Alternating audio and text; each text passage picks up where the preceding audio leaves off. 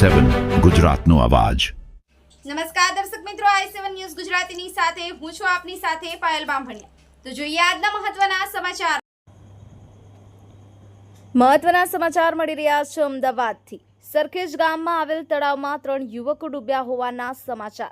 DCP અધિકારી સહિત police કાફલો ઘટના સ્થળે, ફાયર બ્રિગેડની ટીમ તથા બચાવ દળ પણ તળાવે પહોંચી રેસ્ક્યુ કરવાની કામગીરી હાથ ધરી। હાલ 2 યુવકોને બહાર કાઢી લેવામાં આવ્યા। યુવકોની સ્થિતિ ગંભીર, 108 મારફતે હોસ્પિટલ ખસેડવામાં આવ્યા। Sameer Khan Pathan, i7 news Gujarati, Ahmedabad.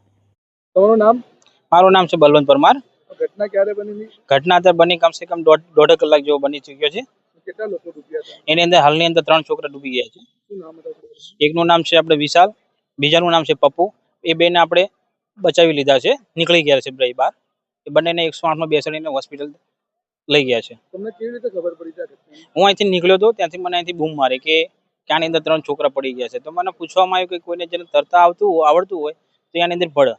તો જે જગ્યાએ બુરબુડિયા બોલતા હતા એ જગ્યાએ હું અંદર પડ્યો। પછી મને પણ એવો અહેસાસ લાગ્યો કે આ તો બહુ વધારે પડતું બહુ ઊંડું છે, અને મને પણ એવો અહેસાસ થયો કે આની અંદર 3 છોકરા પડ્યા હોય એવું મને લાગ્યું હતું અંદર।